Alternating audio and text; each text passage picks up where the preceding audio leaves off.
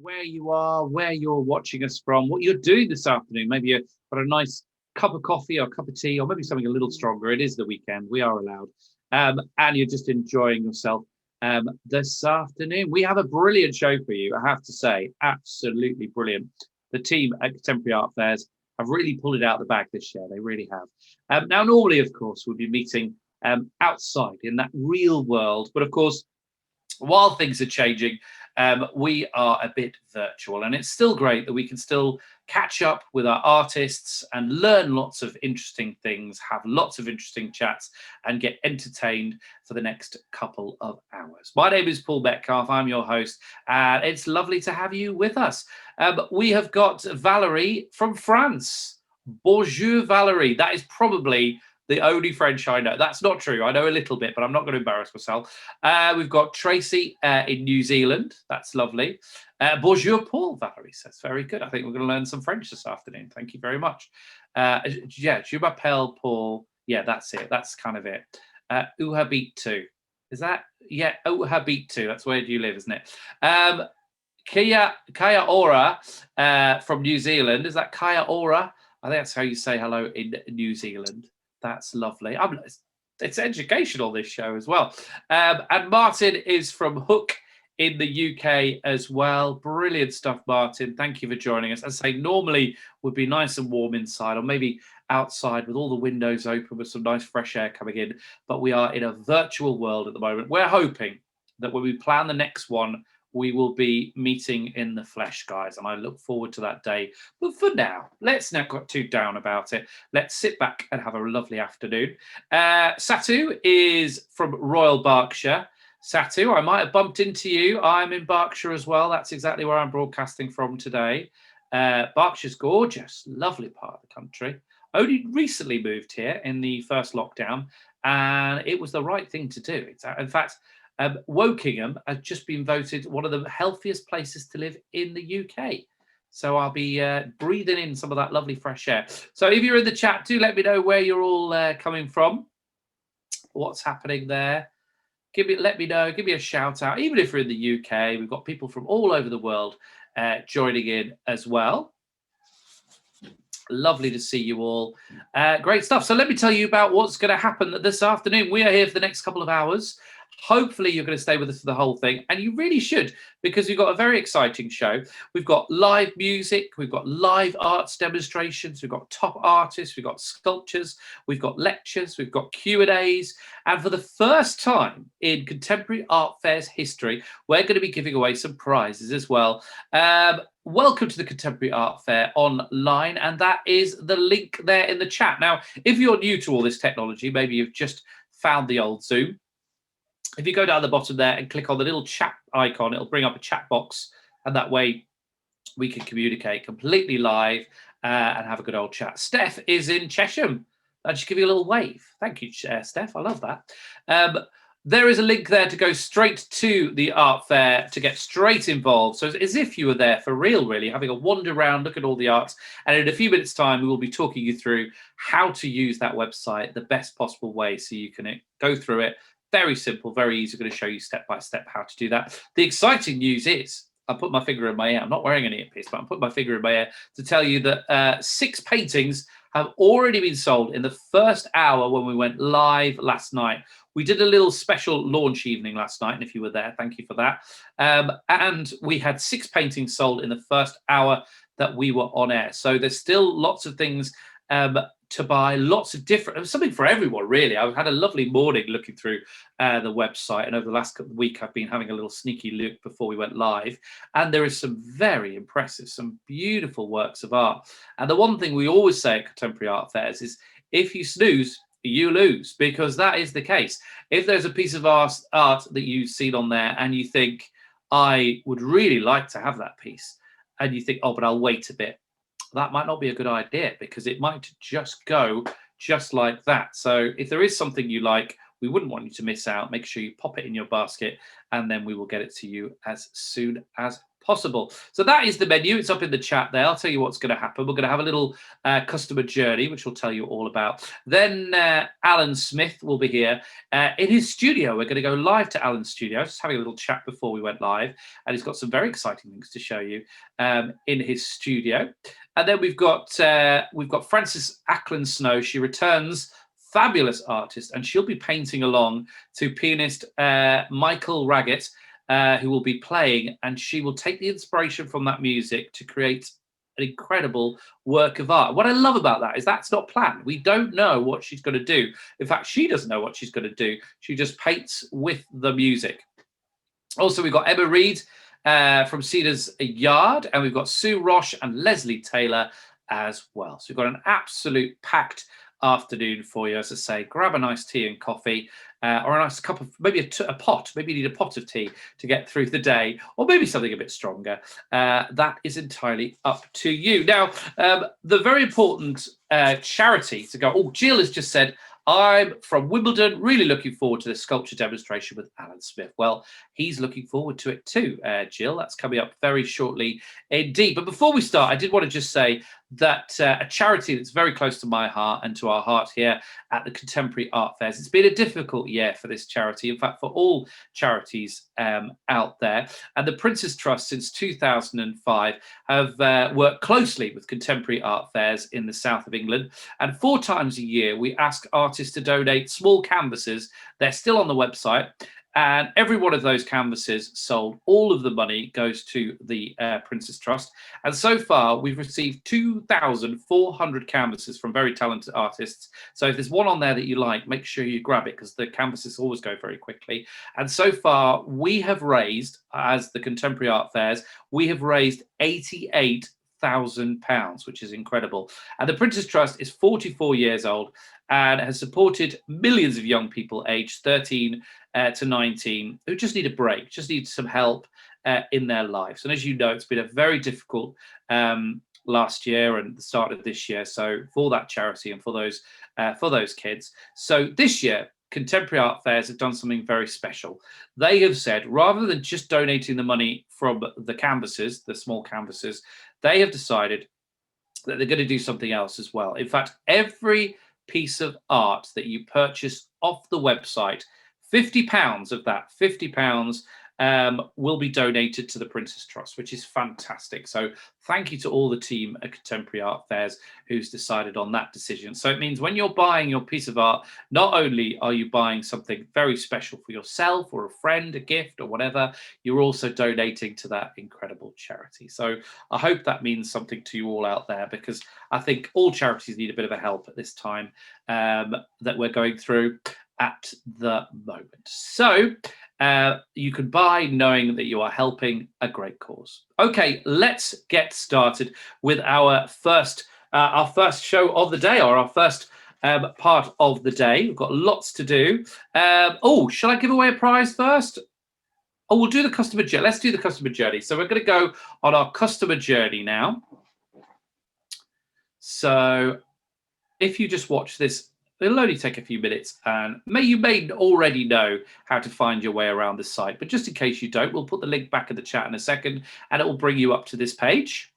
Here you can browse, admire, and buy the art that's on display, almost like you're at the Contemporary Art Fairs. You can watch a nice little demonstration of there when we were more live and not virtual. You can browse all the artwork, click on Browse Artwork. And there you've got all the information that's happening. There's the whole lineup of the day, all the artists, all the musicians that are performing. A full lineup, if you like, so you don't miss anything. As I say, Alan Smith coming up shortly. And then you've got a nice little introduction there. And then if you could view those miniature canvases that I was telling you about. The small canvases are all there. I know a few of them have already gone, so you've got to be quick on those ones. And as I say, the money from those goes to the Prince's Trust. So you can browse the canvases. And then you've got all the different art. Now, be warned, the art that you're seeing just on the screen now, this is just a demonstration. This is just, these pieces may not be available. They are just for show, really. So you can search the artist or by medium. So you've got the artists in alphabetical order. So find the artist that you like, and you can look for them in alphabetical order, or you can search their medium. And then you can find a little biog on the top about each of the artists, a little bit about them, about their studio, where they're from, what they use, what their inspirations are. And then you've got some, obviously, as I say, these are just demonstrations, but you can look through the art. And if you want to go a bit closer, if you click on the art, it'll actually bring up that picture at a full size. And then you can have a little bit, get up close and personal with all of the art. And there you go. You've got the price there. And this one includes shipping. So you can take a closer look at what the inspiration is behind the piece of art. Obviously, this one's Audrey Hepburn, but there are lots of other ones. This is from the sort of pop art. But as I say, this is just a demonstration one. And then click on the basket, and you'll see the shipping information there as well. If the price includes shipping, then fantastic. Just click on it, and you're good to go. And then we will do our very best to get that to you as quick as possible. And you can add that into your basket.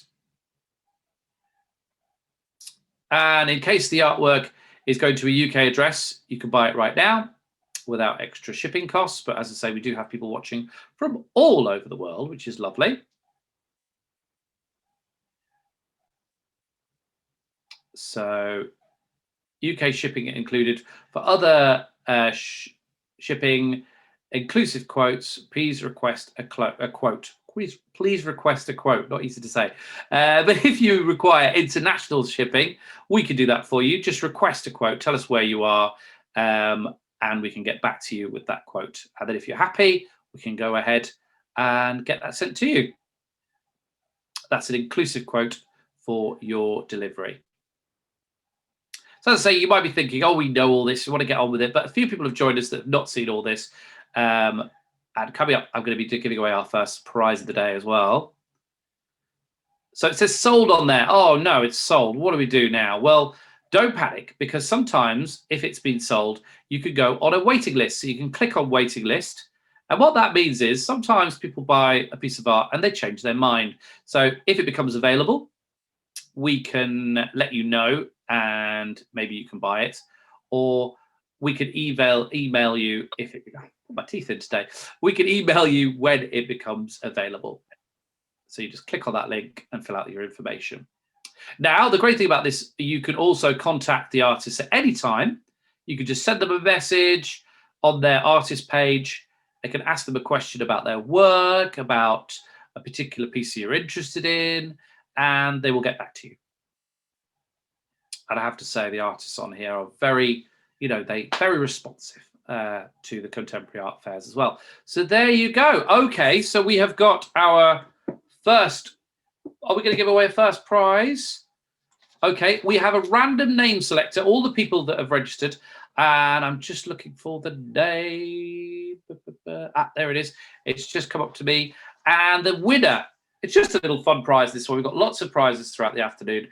This will keep you occupied. Barbara Strange, you are a winner of some dominoes. There you go. I haven't played dominoes for years, and I know that'll be a lot of fun. So you got some dominoes. You don't have to give me your details or anything like that, Barbara. We will get in touch with you. We'll send those dominoes to you so you can play. When you receive them, you can have a nice game of dominoes. Lovely stuff.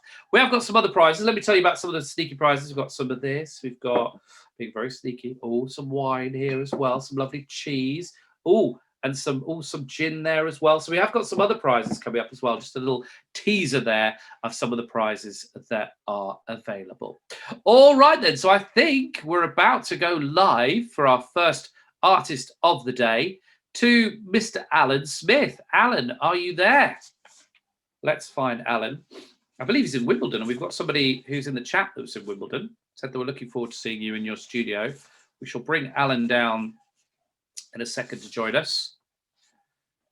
And he's got so he's going to be doing some sculpture work with Alan. I do believe he's there. Well, while Alan's there, if you were to, for example, wanted to look at Alan's work straight away, you would search Alan on the website and you would find all the lovely work that he's got. And there he is, the man himself. Hello, sir. How are you? Hello, Paul. I'm good. Thank you very much. Well, thank you for inviting us into your studio. Do you often invite people into your studio, or is it kind of, this is your place, you don't let people in? No, Normally, I'm not actually here. Oh, okay. This is actually my house, which is my studio as well. I've got several studios dotted around London. In my house, this is my painting studio. And downstairs, I've got a pottery kiln and wheel.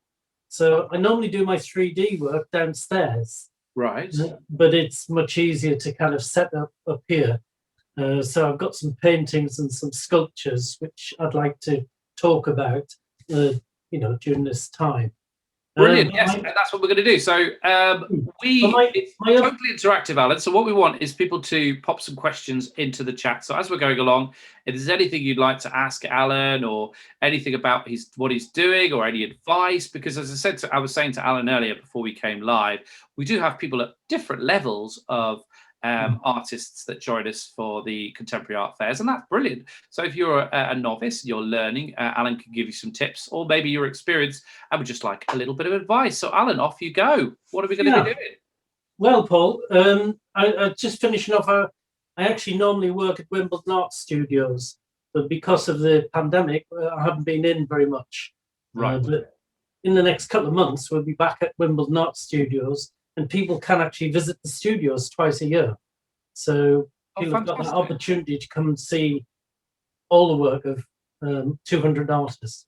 But what I thought I'd show you is what I do with sculptures, but I kind of relate sculptures to paintings as well. So if I go through some basics of what I do, there's a progression. If I put up some pieces there. Can you see that all right, Paul? I can, yeah. Yeah. I just put a couple of pieces. So while you're popping those up, the paintings in the background, they're just some of the paintings that are available here at Contemporary Art Fairs. And there is a link in the chat now. You can go straight there and see some of Alan's paintings. But we're looking at sculptures at the moment. Yeah, I thought I'd start off with these because sculpture, traditionally, people think of as carving, modeling, construction, and multiples. They're kind of four main areas of sculpture. But in reality, you'll find that people mix their mediums and mix their approaches to sculpture.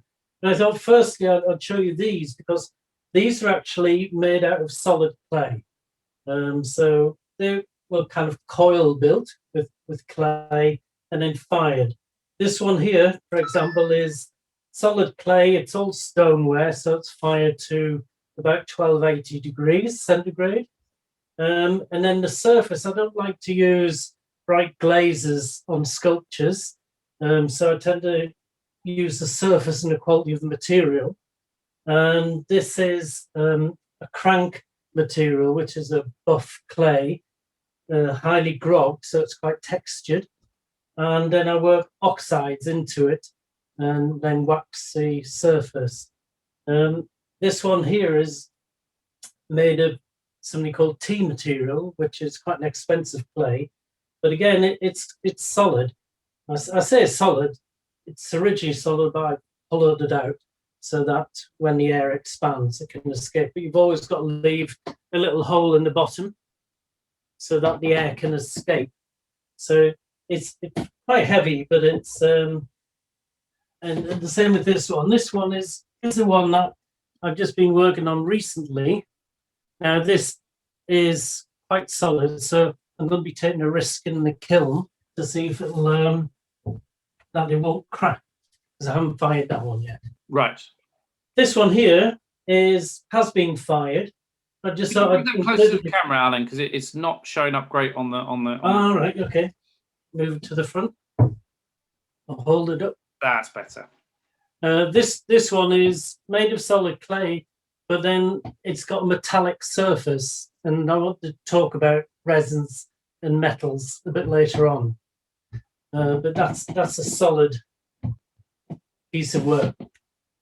So that's a starting point. If you're at home and you're starting to work or you want to do sculpture, clay is an obvious medium to work with because it's very flexible. But I'm going to put these down for a minute.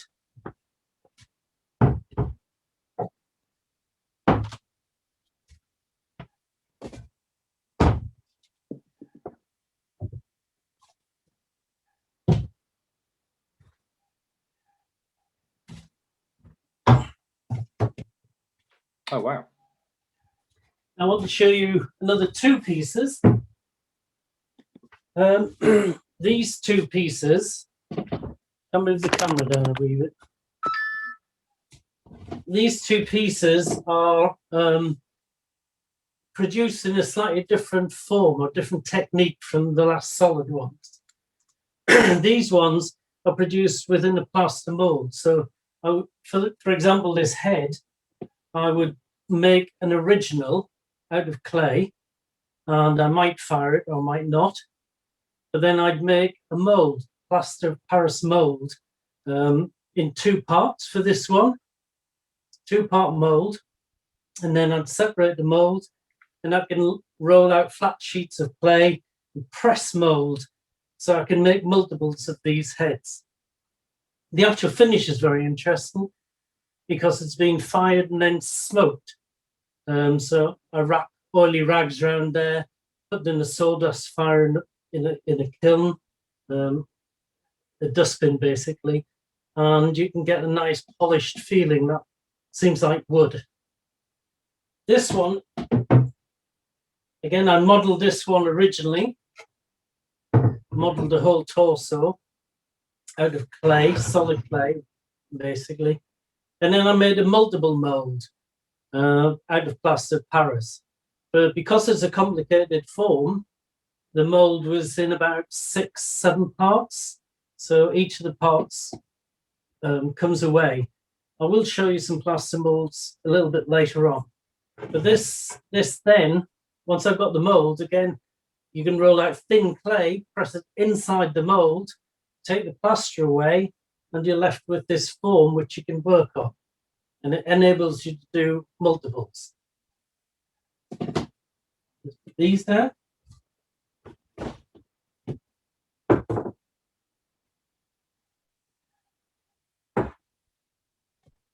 While this is going on, Alan, we've got some people that are putting their hands up in the chat. That's great. But just write a question. If you would like to ask Alan a question, you put your hand up.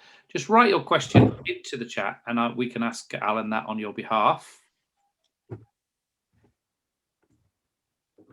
Right. One of the things about sculptures is, what do you do? You know, what do you make a sculpture of? And sometimes that's a stumbling point for some people because they're not quite sure what they want to actually make. And sometimes I work in themes. And one of the little themes I thought I'd show you this time was yoga figures. So I did a whole series of little figures in yoga positions.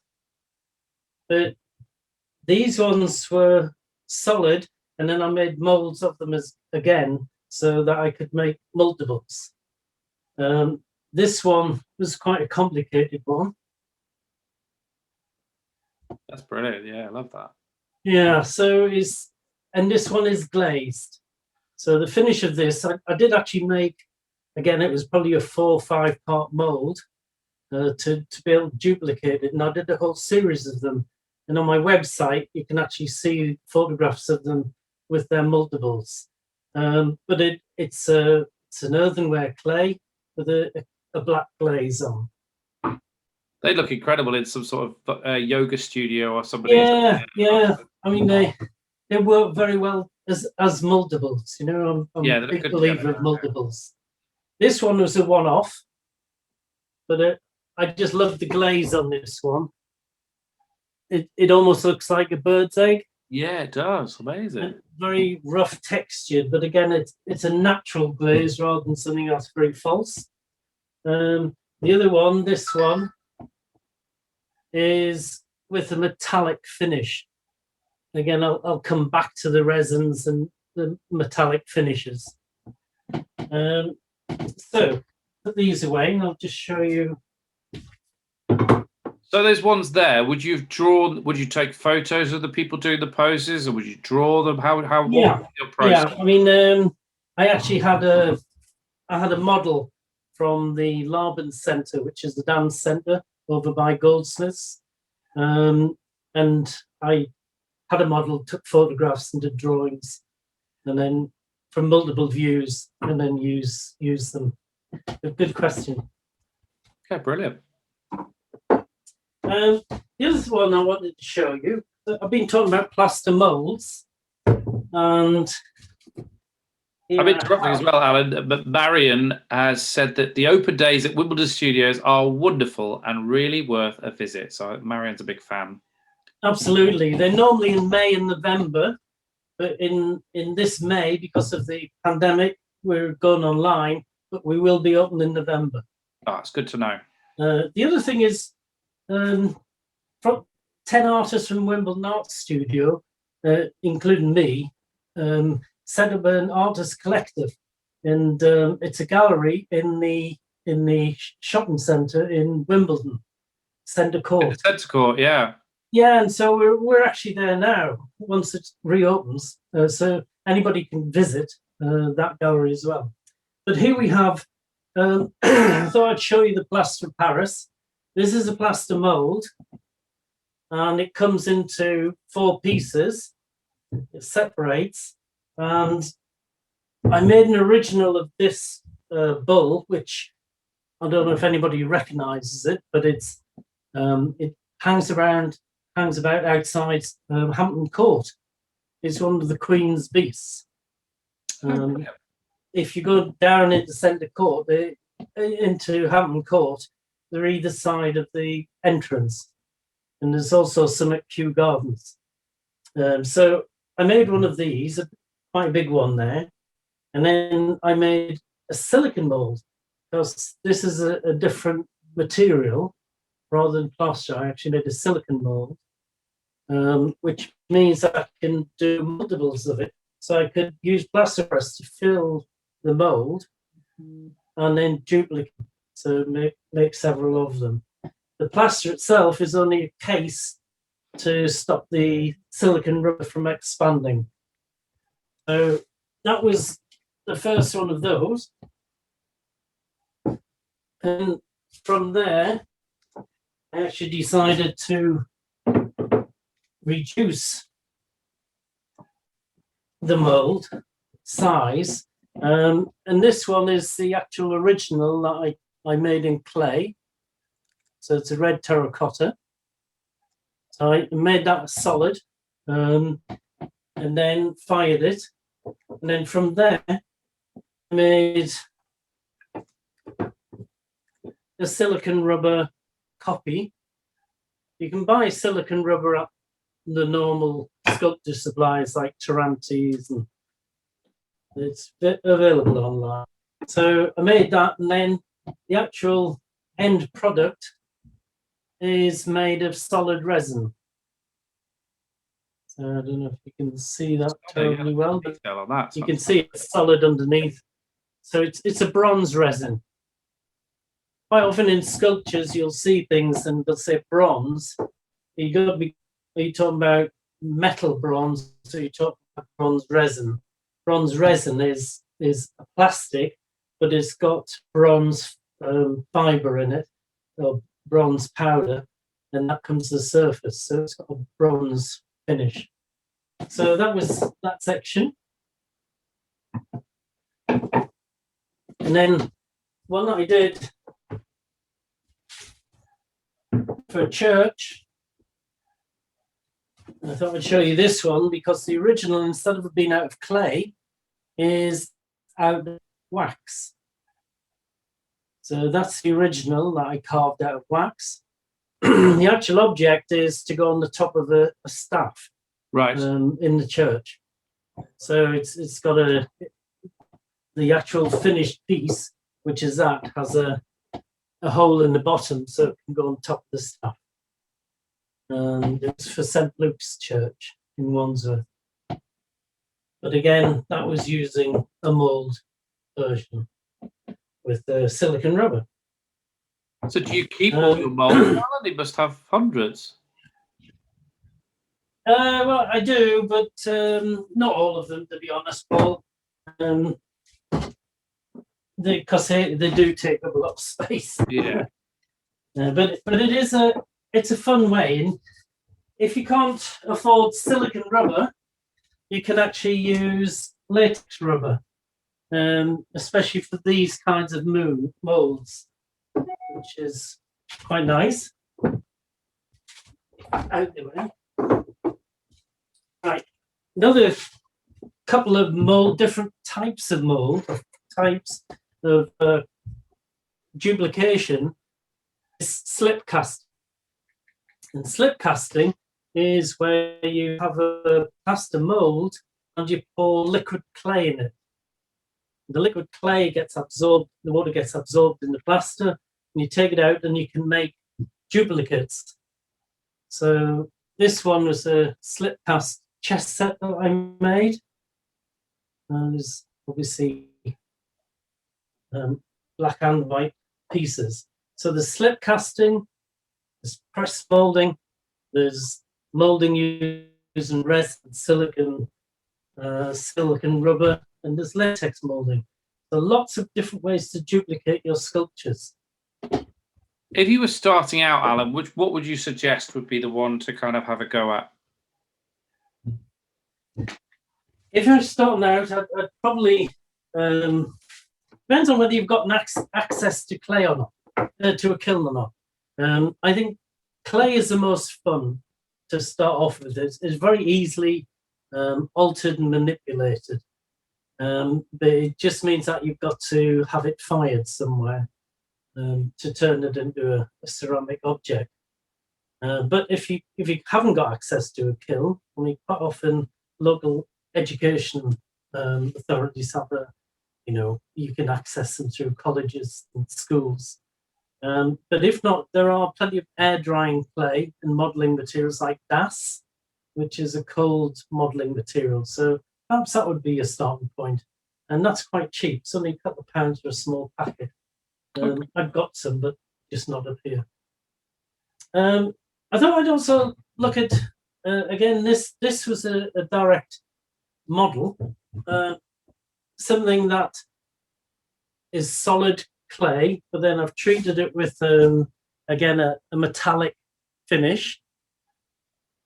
So it's a resin finish, but it actually relates to a painting.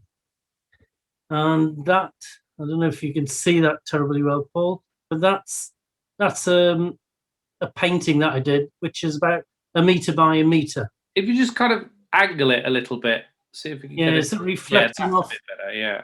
It's a dark painting anyway. Okay. But it's have you got something similar on the contemporary art fairs? I seem to remember seeing. It is actually on there, yeah. That's the one, isn't it? Yeah, against the wall. Okay. Yeah, I recognise it's the wall. I kind of like to distort figures. Some of the ones that I've shown you have a lot of symmetry, but I quite like working without symmetry to emphasize a form. There was a movement called mannerism in the 16th century, and that had elongated figures, and it was just it's just a way of abstracting the figure without it being realistic. So, but I do like to link sometimes the sculptures to the figures, and I thought I'd just show you the ones behind. I'll just pop these away a second. Okay. There you go. And if we just put that link in, as I say, you can actually have a closer look at that picture that we just saw. It is available on the site for you to buy. Yeah, I do prints. All of my paintings I do prints of, as well as sheet clay prints, which sell about £150, depends on whether they're framed or not. What I wanted to talk about, the main piece of work, the ones that you can actually see behind. A few years ago, I was ill, and I did a painting called The Hospital Ward, Cancer Ward. And from after that point, a lot of my painting took a different direction, a kind of more spiritual in a way. Although I'm not religious, it's just kind of took a different direction. And I was given it's an incredible painting, Alan. I saw it on the site. I was looking at it this morning, and it jumped out at me straight away, especially with everything that's going on at the moment in the NHS. What an incredible job they're doing, and all that. And yeah, and it's a self-portrait, isn't it? So it poses a little self-portrait. Because it's a portrait looking into the ward with the bottom of the bed, but also the little figure on the other side of the room in a blue dressing gown is also me as well. So it's got a whole narrative, which obviously I haven't got it with me, so I can't talk about it. But it's got a whole narrative about my time in hospital, and I actually put it into the National Gallery, National Portrait Gallery, and it was shortlisted for the National Portrait Gallery Awards, which I was really pleased about. And it was through that painting that I got a one-man show at the Graham Hunter Gallery in Oxford Street, not Oxford Street, Baker Street. Right. And so I did a collection. I talked to Mr. Hunter, and we decided to do a collection of things to do with angels and icons. And so a lot of the work that I'm just going to be talking about now, it kind of came from that exhibition and is now developing further forward. So I'll just put these up a little bit. And these paintings again are on the website. These are the souls, yeah? Yeah, this one's called 3 Souls. And these are 5 souls. And it's kind of when the soul's limbo, the difference between, it's all allegedly, when you die, where you're going to be placed, kind of souls and limbo. And so I was looking at these, and they kind of also came from a painting that I used. I'll turn this so you can see this one over here. This is a big abstract painting. This is a print from it. But the big abstract painting, I really like the little hanging forms here. I don't know if you can see those all right. So they're little hanging forms, and they're kind of linked to these. And I actually did some hanging forms that were like this, but 7 foot tall. So they were quite big sculptures, which were exhibited in London. So what I thought I'd show you is what I'm working on, or what was in that exhibition, should I say? Brilliant. Well, while you're setting that up, Alan, don't forget, if you do want to look at those paintings a little bit closer up, they're in the background, just click on that link in the chat now, take you straight to the painting, and it will also include that incredible hospital ward painting that we were talking about there, which is a self-portrait, and see if you can spot Alan twice in the picture. Yes. I didn't, so you caught me out. Ah, right. And there's also the church outside the window where Charles Dickens got married. So. Oh, wow. Yeah, it was the Brompton Hospital. Right, these figures were in the Graham Hunter Gallery, and I really kind of got into this form of sculpture, but it wasn't clay. Because at the moment, when I did these, I didn't have a kiln, and so I decided I would use direct sculpture using plaster of Paris, and that's kind of what I want to talk about today. So these are very thin, elongated. As I said, it's a form of mannerism. Some people kind of look at them and say, "Oh, it's Giacometti." Well, they're not, but he used similar ideas. I love the textures on surface of sculptures. I would say to people, be careful when you start off in sculpture, because people like to make things incredibly smooth and symmetrical. In actual fact, it's really it's very difficult to make something perfectly smooth and perfectly symmetrical. And you've also got to ask yourself the question of whether it's worth it, whether you want to do that. These are very textured, and if I'm making an analogy with painting, textures in sculptures, to me personally, linked to kind of the impressionist method of painting, where you've got diffused edges which give a sense of movement, not so static. if you have a very hard outline around paintings, then it becomes very, very static two-dimensional image in some cases. But if you blur the images, or you can get a little bit more movement. And I believe that with sculptures, it's the same. Rather than it being perfectly smooth, although the people like Brancusi did incredibly smooth and perfect images that are just stunning. But these, I wanted to work in texture because I like the freedom of the texture, basically. I like the freedom of working with sculpture. These are plaster Paris, but they've got a bronze finish, a gold finish, and I don't know if you can see in the camera, the bronze, gold, and silver. That's incredible. They don't look like plaster of Paris. How do you get that effect? Well, it's I will show you, but it is a metallic base with a resin on top. So you've got to have the resin on top to make them waterproof and weatherproof, so you can put them outside or have them indoors. But I'll go through the construction of them now, if you like. Yeah, brilliant. How to do them. You'll notice that the bases, that one's a round one, and the other one's a square one. Now I'll come back to those in a minute. Oops, I think I've just knocked it. Right, so it's how do you go about starting sculptures like this? And what I've done is I've put sculptures in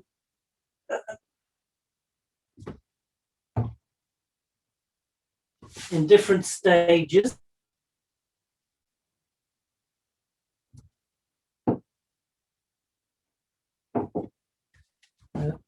I'll go and take these away because they might be distracting.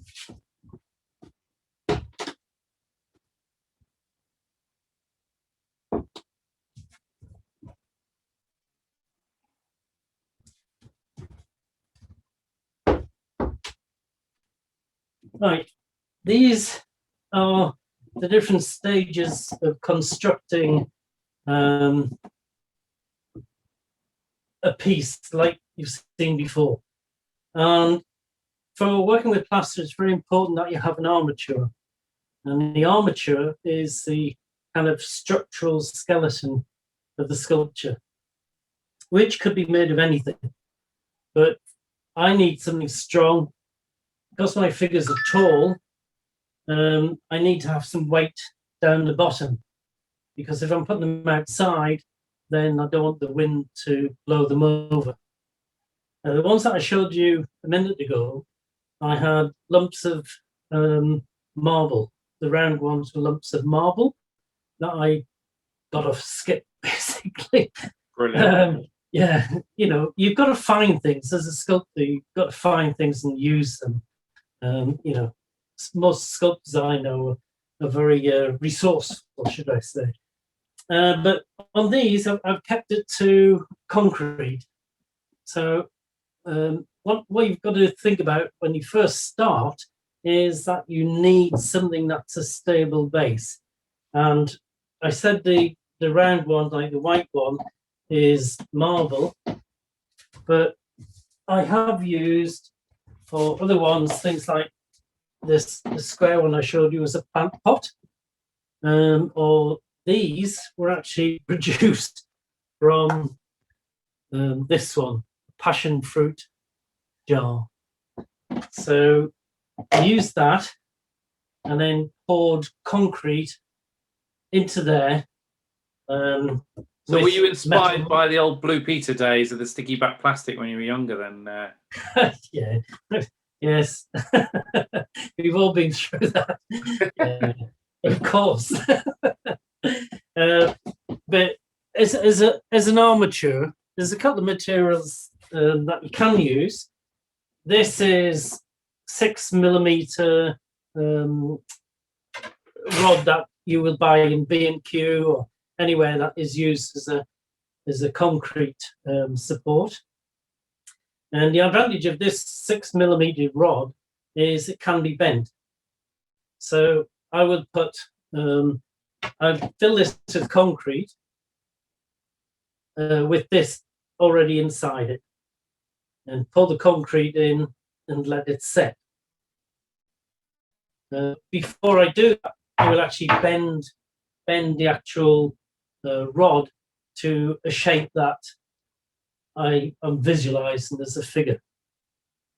Now you can see this one's quite curved. I'm being a bit radical there.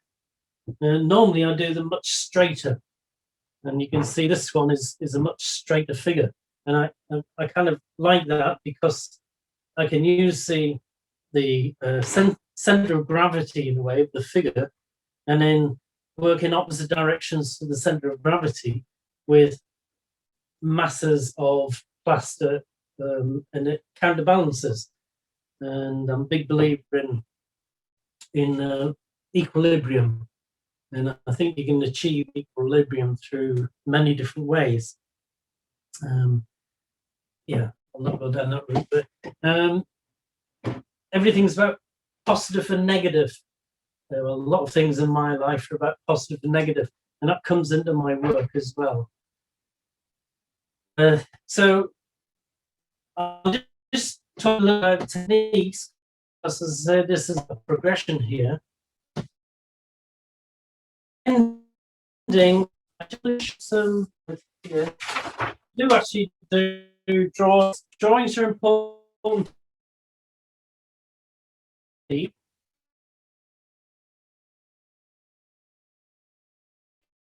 I do drawings.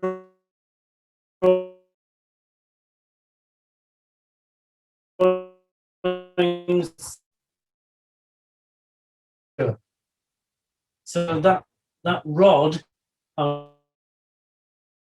would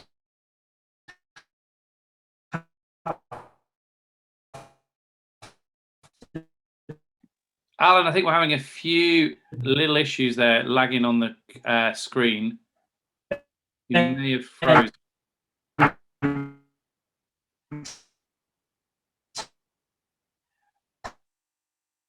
Oh, it was all going so well, Alan.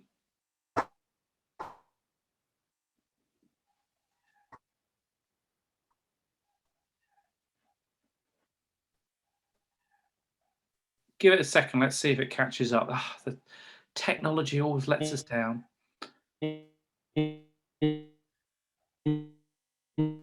I think while what we're going to do is Effie is going to speak to Alan. We'll do a reset his end, and then we will get back to him. Don't worry, we'll get back to him because it's not a big problem. We can see there's obviously just a lagging in the website. Oh, technology, always a nightmare. Anyway, while we're doing that, I will draw some winners because that's what we can do. We can fill up some winners. So we're going to get Alan back. We'll probably ask Alan to reset his camera and computer, and then we'll probably be good. So give us a few minutes. Anyway, I have my mystery box in here with all the names. So first prize is going to be some heavy duty gloves, very useful if you are sculpting. So I'll give those away, and then we'll go back to Alan. I bet Alan wears gloves sometimes. I'm sure he does. Let's go. I'm not looking. Here we got randomly grabbing somebody. It is, aha, let's see who this is. It is Karen. It's Karen. I don't know if you can see that. Karen McLaughlin. Karen McLaughlin, you have won some fabulous heavy duty gloves. So if you are sculpting, this could be the thing you need. I think we're okay to go back to Alan now, hopefully. Alan, are you there? Let's ask to unmute Alan. There we go. Unmute myself. Is that okay?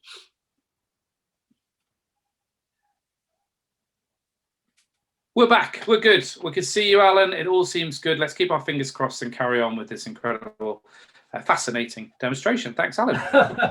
It's very small on my screen, Paul. I don't know if it's full screen for the viewers. I believe it's full screen, yeah. All right. Can I get it on mine or not? If you want to use the overhead camera later, make sure you switch it on there as well, Alan. All right. Yeah, I'll not use that, I think, Paul. But okay. I'm not full screen from what I can see. So I'm talking blind here, really. We can see you. It all looks good. Okay. Right. You mentioned gloves there. I heard two other your speakers. I always wear dust masks and safety goggles, and especially when you're working with mesh, you should use gloves. Although I must say I tend not to so much, but then my hands get all a bit cut, so I wouldn't advise it. But you know, that's another way of doing it. Yeah. So plaster Paris, these are some of the tools that I would use. Mod Rock, plaster Paris, and I just wanted to have a look at say this one. And talk about. I can't see Charlie because the screen's so small. What you're actually seeing. I use a mesh. I cover the metal post. I'll show you the mesh. This is an aluminium mesh, which is fairly expensive, but because it's aluminium, it's not going to rust. And what you don't want is to put material into plaster Paris that's going to rust, because it will eventually come through and mark your sculpture. So this is an aluminium, and it's very easily cut. So I can use scissors, or I can use shears. So Karen's gloves are going to come in handy, aren't they, if she wants to do this? Oh yes, especially at this part, Paul. Because what you do is you put this mesh round, and you have to kind of squeeze it together. So I'm squeezing it, and at some point it's going to prog into your fingers. But I just personally find that the gloves get in my way a little bit. But I will use things like pliers to squeeze it together. And sometimes, because it's a mesh, there's little ends of it, and you might tuck them into the other bits of mesh around it. So you want to use a little bit of mesh, because you want the plaster to key into the mesh. If the plaster keys into the mesh, then it all becomes one body. If you don't have that, then it could separate, and you don't want to do that. So this is a point where I'm actually sculpting. Although I might have a drawing, I'm now starting to look at the figure, thinking about what I actually want to do with the figure. And I'm quite happy to change my idea as I go through the sculpture. So, and it's not only about changing your ideas, because I don't think that people should be flexible. You should be responding to what you're seeing in front of you. You shouldn't be necessarily starting off with a definite thing to do, and if you don't do it, then you fail. No failures. It's just experimentation. It's a journey that counts. So, I'd normally be doing this to some nice relaxing music, and this is a real kind of pleasure to start building the piece of work. But I just kept that there to show you can join on the basic sculpture, join the armature. Alan, when you're sculpting, do you have music on? Because we've got I do artists coming up later, and we're going to play some music along to help them. What do you listen to? What's your music?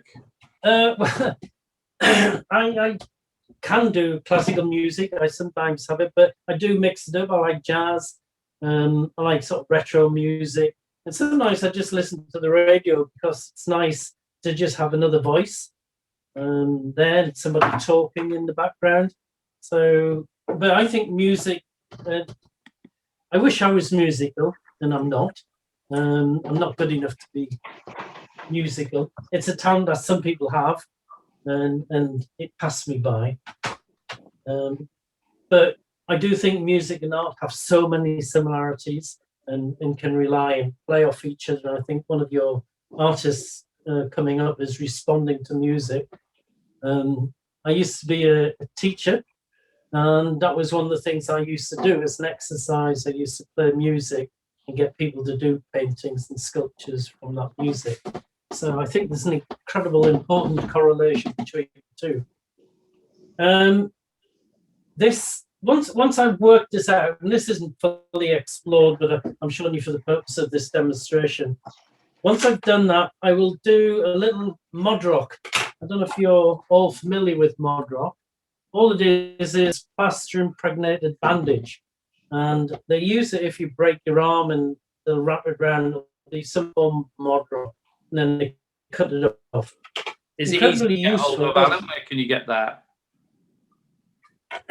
Mod rock is available at most little craft suppliers. It's not a difficult one to get hold of, and it's very cheap. And it's actually, you talk about what sculpture materials to use, Paul, and actually mod rock can be used for a whole variety of sculpture techniques, like wrapping things around, wrapping mod rock around pieces, because it becomes quite rigid. And all you have to do is you cut a piece off. It's a bit like papier-mâché in a way, but instant, because you get a little tray of water, and you take your mod rock and you damp it. Don't leave it in there too long, otherwise the plaster comes out. And then you can wrap it around or over objects. I mean, you could wrap it around a balloon if you want to do a head, and then pop the balloon a bit later. So you can blend the mod rock, and you can see that it's starting to become, instead of a stick, it's starting to have a little bit of form. I don't like paper mache. It doesn't go all smelly and horrible after a while. I made Tracy Island as a child. That's exactly right. It was a bit of a state after a month. My Tracy Island didn't look very nice. Yeah, and it takes a long time to dry, papier mache. Yeah. Whereas plaster, this will dry, within a very short period. Be dry this afternoon easily. And once you've got the mod rock, and I'll just do one more piece, because there's something else that's going to be kind of important. You can actually double up the mod rock as well. It doesn't have to be thin. You can wrap it around, let it form into a bit of a solid. Once you start putting that mod rock around, you can see this one has had mod rock, and then you get to a point where you want to build up the plaster surface finish. So for that one, I'm going to use plaster Paris. So this tub here is plaster Paris. Now, plaster Paris comes, if you buy it in somewhere like Boots or a hobby shop, it can be expensive if you buy in small quantities. I'm quite fussy about plaster, so I like hard plaster. So I'll buy dental plaster in big bags, 12.5 kilogram bags, and it comes cheaper actually, and it's nicer stuff. But the plaster Paris, I'll put these things away. I like these. I call them jelly pots. I think they're called gallo pots or galley pots. They're just little plastic pots which are calibrated. On the side, they've got measurements onto them. And I use these because I don't want to mix up a large amount of plaster. Because once plaster goes off, starts to go hard, you can't use it anymore. So I prefer using small amounts and just gradually build it up. No, I'm more in control. Sorry, I've got beer throat. I've gone dry because I'm not drinking beer. That's. I think we've all got that. Alan, we're running out of time, I'm afraid. So could you? All right, I'll make this really quick. Brilliant. Thanks, 2 minutes. Mate. All right. Mix and plaster. I will take some water, put it in my galley pot, and then I'll pour some plaster in. And this is where you get used to. It's about 50-50, probably a bit more skewed. I'll mix the plaster up. A little bit more in. So I'm mixing the plaster. There are lots of different ways to mix plasters. So there's some purists out there who'll be saying, don't mix it like that. But for me, it works for this. And then I'll use a wooden tool, and with the plaster, I'll just put the plaster on. And gradually, I'll build up a three-dimensional form. Fantastic. Well, I think this comment there. Thanks, Alan. This comment brings us nicely to the end. Julie Goodall has said, "This is inspiring me to have a go with my grandchildren, as I'm trying to encourage them to enjoy art too." Thank you, Alan, for a brilliant demo. So, if anybody's got any questions, they can always message me, through the website or Instagram, and I'm more than happy to answer any questions. Brilliant. Thank you, Alan. Amazing. Emma Jennings has just quickly said, "I've enjoyed watching this so much. Incredibly." It's just disappeared off my screen. Inspiring. Incredibly inspiring. Thank you. Thank you very much. Elaine says, "Thank you. Really interesting. Never tried, as I always paint, but I think it sounds like she's going to have a go." So you've inspired her as well. Thank you very much, Alan Smith, there in his studio. Absolutely brilliant. What a fantastic amount of time. We only lost you for a little bit, so I think we're all... Yeah. Cool. Thanks, Alan. Yeah, if you've got any questions for Alan, yeah, you can. And the great thing about, if you like any of Alan's art, or you want to ask him any questions, you could do that through the Contemporary Arts website, and he'll get back to you as well. Very good. Watching that, I was quite inspired. I think I'd like to have a go at that stuff that you... It's better than Plaster of Paris. That's good. So what's that called again, Alan? Plaster of Paris. The bit, no, the sheet stuff. Oh, this is Mod Rock. Mod Rock. MODROC, yeah. Mod Rock. I'll be getting some Mod Rock. Nice one. Thanks, Alan. Brilliant stuff. If you click on that link in the chat right now, you can go and check out more of Alan's work. Great stuff. Right, I think it's our fabulous team that are joining us. Oh, I've got all of the fluster. Emma Reed from Cedars Yard. We'd have Sue Roche and Lesley Taylor. Are you there? Are you going to come join us? Well, as the cameras come live, hopefully they'll come and join me. Oh, I was worrying there. I thought I was going to have to talk about all of your paintings and all of your work myself, which I would not like to do because there's a lot going on. We're going to start with Emma, and we met last year, didn't we, Emma? It was lovely. We saw the power of the ocean that was behind you. It's lovely to have you back. Yeah, thank you. Yeah, it's good to be back. Yeah, how are you doing?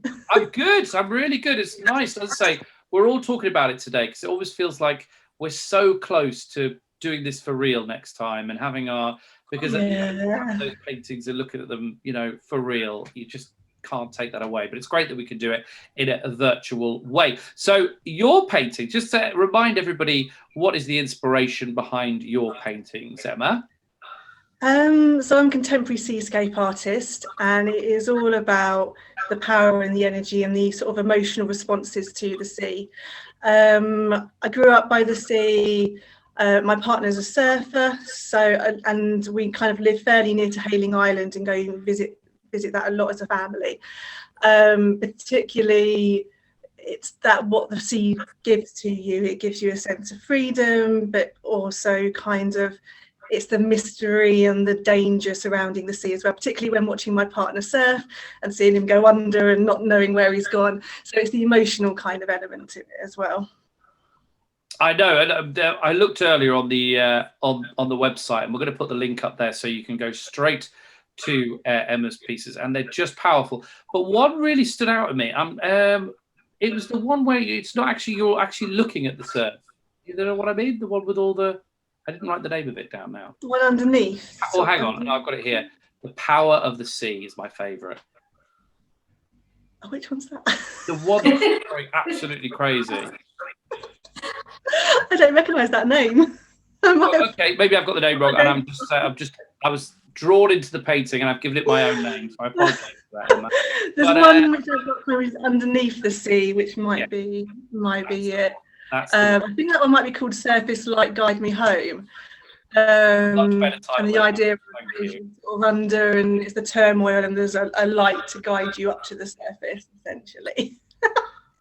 But I like your spin on it. So have you been doing lots of painting in this lockdown? Yeah, I have. I've got a new collection. This is part of the new collection, and it's called When We Couldn't Go. So I started it in November when we could still get to the sea, and then that was sort of taken away from us. So Hayling being sort of half hour from us meant we couldn't go. So it kind of, there's quite a few paintings which are kind of about that dreamlike element to the sea, but also not kind of forgetting the reason why we couldn't go and the sort of the dark element to it. So it's that longing for the sea. So there's quite a few which I've put on the contemporary art fairs which are from that collection. I think we're all longing for that sea, longing for that, seeing that sea again and putting our feet into it. That's what we're all longing for. Anyway, Emma, lovely to talk to you. I'm going to move on, and we're going to speak to the lovely Sue Roche. Hi, Sue. You all right? Yes, thank you. How are you? I'm very good, thank you. Are you in your gallery then? Is this? Yes, it's a studio. Yes. Right. Yeah. Lovely stuff. So I was having a look, and I love your beach huts. Oh, good. Yes. So what inspires you? Because as I've not spoken to you before, so what is your inspiration behind your work? It's travel, really. Just visiting new places, and we just walk and walk and walk with the camera, and just things just catch my eye. And I love Yellow Summer as well. Yes, that is. It's really English, isn't it? Yeah. I set off that day to take some photographs of bluebells, and then we walked through this amazing field of yellow, and ended up taking that one instead. So is that how it works? You sometimes set out with your camera and something just completely, wow, I wasn't expecting to take that. Yeah, well, I usually have my camera with me wherever I go, and then, yes, I just start taking photographs. Yes, things catch my eye. Is that how have you always just, is photography was something that you got into when you were younger? How did you get into the photography? I think it was more when my family were young, I got into it. There was one photograph that I took, which I can show you actually.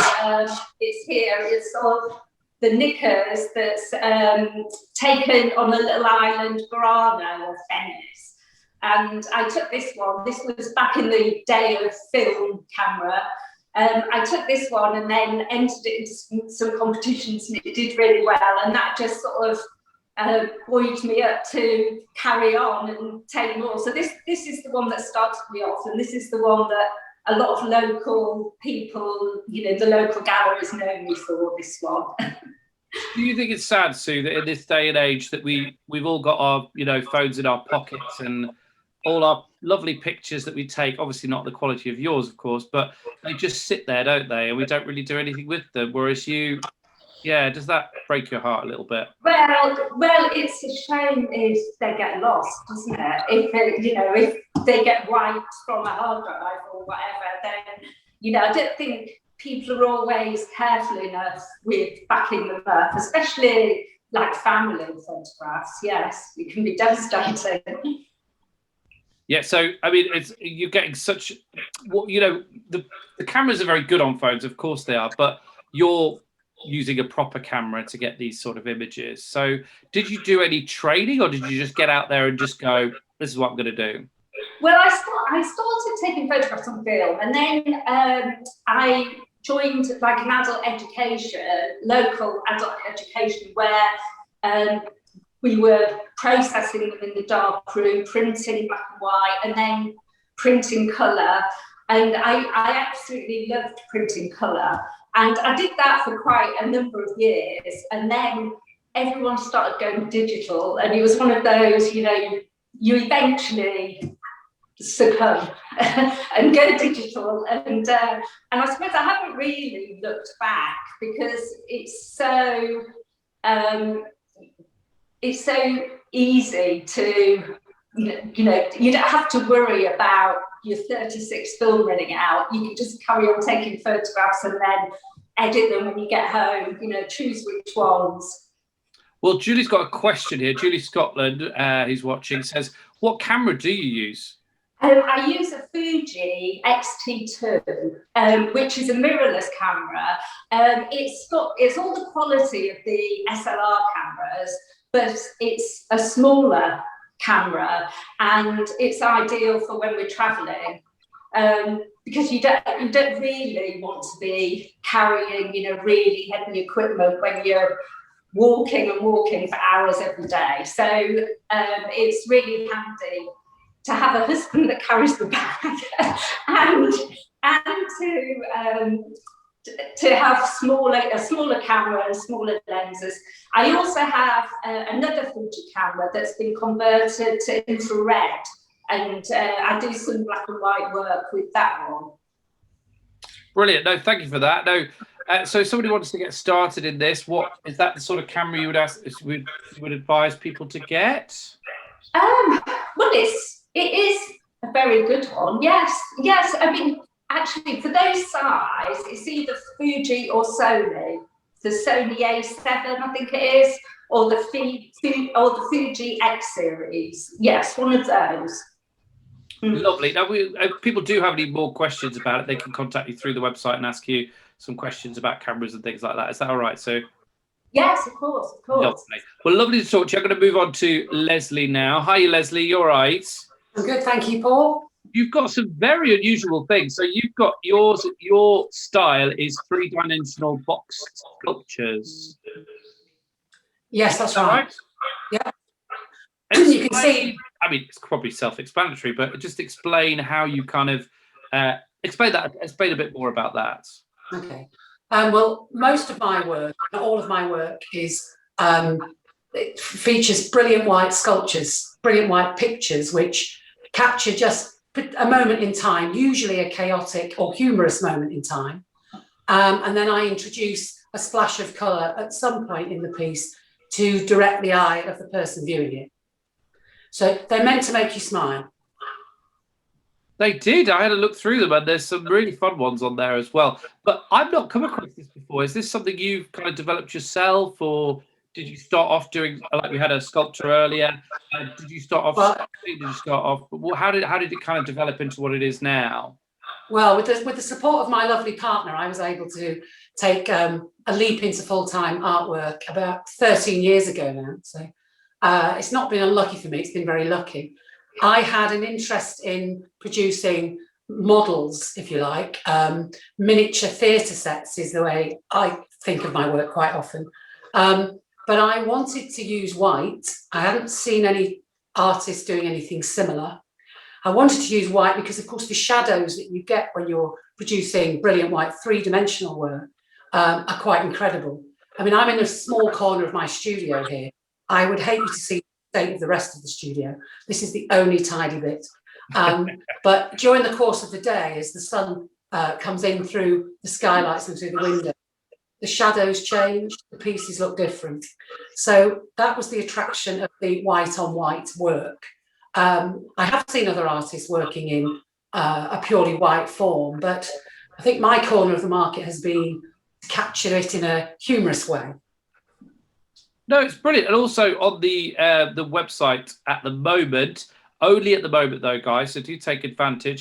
Lesley has got some special contemporary art fairs, special offer prices, is the best way to put that. So so do take advantage of that, because after this, those offers are only on when the contemporary art fair is happening. So make sure you take advantage. So did you start off in this medium, or did you start off something else? Did you paint? Did you do anything else, or was this kind of like straight into this? Is what drew you to this style?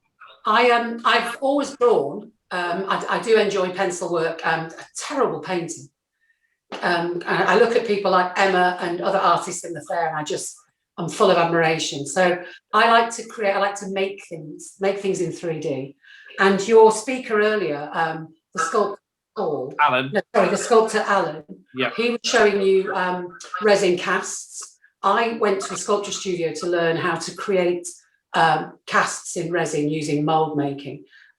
So I like to play with clay, and that's really where it started. So some of the processes that Alan was talking about are the processes I use in my work. I've always enjoyed kind of manipulating clay, producing things that then create, I hope anyway, an attractive piece of artwork. Excuse me. And somebody's there's somebody ringing you to get one right now. Lesley, I've got a question here. It's from Matt Eustace. He says, have you thought about doing one of your pieces with just a bay window and a camper van? I'm guessing in the kind of just in the white. Well, there's always going to have to be a splash of colour in there, and there would have to be humour in there somewhere. They're my kind of driving forces, if you like. But I'm always open to commissions, Paul. Any good ideas come my way. Lesley, they can contact you again through the website. And there you go. You might have got a commission right there from Matt. So get in touch, Matt, and Lesley will see what she can make some fun out of it as well. And a bit of flash of colour as well. Well, it's lovely talking to you, ladies. I'm going to go back to Emma because I felt I didn't spend as much time with Emma as everybody else, and I do want to be fair. So, Emma, you originally, because we spoke last time, I feel like we covered a lot of things last time, but of course, people might not have been here last time. Was it you were telling me about your nature walks and stuff that inspired you when you were out and about doing your painting? No, well, yeah, more at the sea. It's all to do with the sea and the nature of the sea, and just going on going on family trips down there. So, and you were basically in lockdown, but you had the sea on your doorstep. Did that help? When we were allowed to travel, I mean, we're still half-hour drive from the sea, so when we were able to go, it was, I mean, the first collection that I did, which was sort of during the summer of last year, was called Freedom Comes in Waves. So it was all about being able to go sometimes, and the freedom that the waves sort of gave us, our family.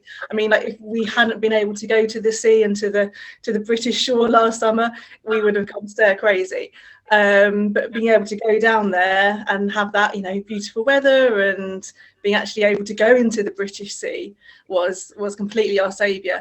So there was collections and paintings that came from those experiences. And to actually capture that kind of explosion and that kind of movement, do you take a photo and get that image, or do you just kind of, I'm interested about that. It's all intuitive. So I never start off a piece with any idea of what I'm doing.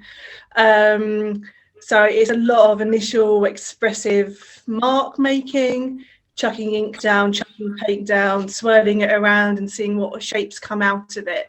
So it's all kind of thinking. It's not done from pictures. It's all done from thinking about the sea and getting marks down on that. And then once they start to form, then I'll kind of fashion wave shapes into it, or some of them are a bit more abstract and they don't necessarily have. So I've got sort of this one here. So there's sort of elements of the sea in it, but it's not kind of the typical sort of wave shape that I've got in some pieces. So yeah, beautiful. Capturing a moment of it rather than an actual physical wave. Brilliant, thank you, Emma. I'm going to come around each of the ladies and I'm going to ask you for your top tips, because we have lots of people tune in to contemporary art fairs, and they're very new to painting and working in these mediums, and they just would be good to give them a few tips. So Emma, what would be your top tip? I'm giving Sue and Lesley a chance to think about that. Sorry, Emma. Yeah, I would just say keep doing it. For the years that I've been doing it, my style has progressed and changed, and I've come back to things. So just keep going with it and try different sizes, mediums and tools to find what kind of gets you. Sue? Well, my photographs are printed onto aluminium. And right, okay. Yeah, so it's a different surface, and you don't get the reflections from the glass. And they're suitable for, they look really nice, huge in lounges or hallways, but you can use them in kitchens or bathrooms as well, because they're not affected by the steam. And you can even hang them outside. So, have a go. If you've got your favourite photograph, have a go having them printed onto aluminium for a contemporary look. I like that. Good tip. And Lesley, I've also got somebody in the chat has just said, Kyra Siddle Ward has said, can we see one of your, it might not be able to do this, so we don't want to put you on the spot. Is there any way we can see one close up? Yeah, we can. I can just quickly show you. This is a smaller one of my box sculptures. This is called Coco Van. I'm afraid my titles often leave a little bit to be decided upon, but so this is a chef who's knocked over a carafe of red wine, but I reassure you, Paul, no wine was harmed in the production of this gin. That's your splash of fun and colour. I like that one. Oh, can we see another one? Well, I can show you. I have all of my work professionally photographed, and what I do is I produce. They are giclée prints, but they look quite three-dimensional. So this is Quack Cousteau, who comes from my Absolutely Quackers series. I don't know how I can keep a serious expression while I'm telling you the titles of these series. It's got to be fun. I mean, there's a lot of misery going on at the moment, and as I say, we can see this light at the end of the tunnel that we're all going towards. But I think your pieces really bring a smile, and there's nothing wrong with that, Lesley. We like that. My piece of advice, Paul, to somebody is don't take yourself too seriously. Well, that's spot on for your advice. Yeah, brilliant stuff. No, lovely, really lovely. And what we're going to do right now is going to put those links back in the chat one final time so people can really click on and have a look on there and look at the three different ladies' work. But thank you very much, Lesley. Thank you, Sue, and thank you, Emma, as well, for joining us today and talking us through your styles and your paintings and your photographs, of course. But do click on the website. So there are lots of great for something there for you. And don't forget, again, every painting purchased, £50, up to £50 goes towards the Princess Trust. Thank you very much to all their ladies. I haven't been drinking any of this wine, just in case you were wondering, because I got a bit flummoxed there when we spoke to I think it was Emma, wasn't it? So, but I think because we spoke last time, I got a bit Emma. We talked a long time, Emma, about her incredible waves and her pictures and everything. But thank you very much, ladies, for talking to us today. Fantastic. And Emma Jennings says thank you, ladies. There you go. Thank you, Emma. Thanks to all your comments today. So I do believe we've got one final prize to give away. So I'm going to get my box. And one more name is coming out of here. Or two prizes. Is that right? Two more. Oh, okay. Oh, yeah, two prizes. Yes, you're right. Oh my goodness, you are right. We're going to give two prizes on the last prize. Well, why not? We're going to give two prizes away. We're going to give away the gin. We'll do them separately. Let's do them separately. And we'll do the painting set as well. Lovely stuff. So here we go. So I've got piece of paper here. So the kit goes to, I've only got Satu is the name on here. Satu. So the kit, the Loxley Creative Kit, goes to Satu. This is brilliant though. Loxley's our sponsor, by the way. If you get your hands on these, you go to the YouTube page of Loxley and it takes you through it step by step how it's done. And that's going to Satu. So well done. Satu. Oh, you found it on the list there. It's Satu van Vartareri. I can't pronounce that. I'm sorry. Satu V. Vartayan. I'm so sorry. You're probably going to hate me for that. But anyway, Satu, you are the winner of that. And one final one to go. It's the last one. It's the one for the gin. They're all laughing at me now because I can't pronounce names. I'm never good with names. And the final one, here it is. It's here. And it is for the Beefeater gin. And it is David Hornblow. David Hornblow, that one. David Hornblow, well done. You have won the Beefeater gin. Well done to all our winners today. I hope we do that again next time. That was fun. Thank you very much to all of our fabulous artists today, all of our performers, everybody that's taken part in the contemporary art fairs today. It's been absolutely brilliant. The next one is from April the 23rd to the 25th and will hopefully, fingers crossed, be at Newbury Racecourse. That is where the next one is going to be. And fingers crossed we will be there for real. I can't wait to meet you all. I can't wait to meet everybody that's been watching. I can't wait to meet all the artists. I'm very excited about it. That's going to be on April the 23rd to the 25th at Newbury Racecourse. Fingers crossed we will be there in the flesh. I must say a big thank you to Lesley, our sponsor. That's Lesley, our lovely sponsor there, for the show today and for the contemporary art fairs. Also, thank you to all of our winners. Thank you to all our artists, our performers. It's been an incredible show. I'm sure you've all enjoyed it. It's been an incredible couple of hours to be with you. My absolute pleasure to be with you. I'm just looking at all the names here. We've got to thank, so many names. We've got Alan Smith. Thank you to Alan Smith for his sculpturing at the very start of the show. Thank you to Frances Ackland Snow. Don't forget her painting is still available. Is it still available or is it gone? Let me know in my ear if, or let me know if that's still available to grab. Remember, all the money from that is. A few people are looking at it. Apparently, it says there's people looking at it on the page, but they haven't purchased it yet. So if you do want that, all the money will go to the Prince's Trust. Thank you to our pianist, Michael Raggett, for his incredible music. Thank you to the lovely ladies I just spoke to Emma Reed at Cedars Yard, Sue Roche and Lesley Taylor. Thank you to all of the winners today. Thank you to everybody that took part in last night's event and today's event. Well, there we are. We're all done. Don't forget, all of the money from the small canvases goes to the Prince's Trust. They're still available on the website. And of every other piece on the website, be it painting, sculpture, or photograph, if you purchase it, up to £50 of that money goes to the Prince's Trust. And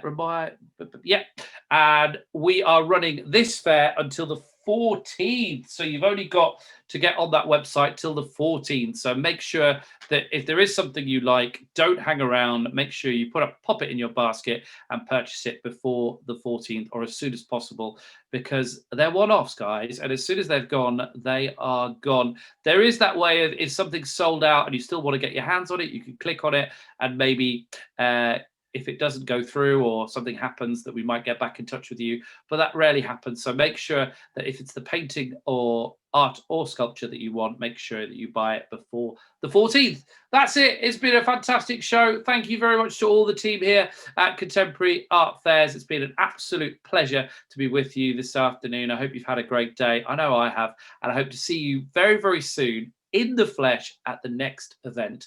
I'll see you there. But from all the team here, goodbye and God bless. Bye-bye.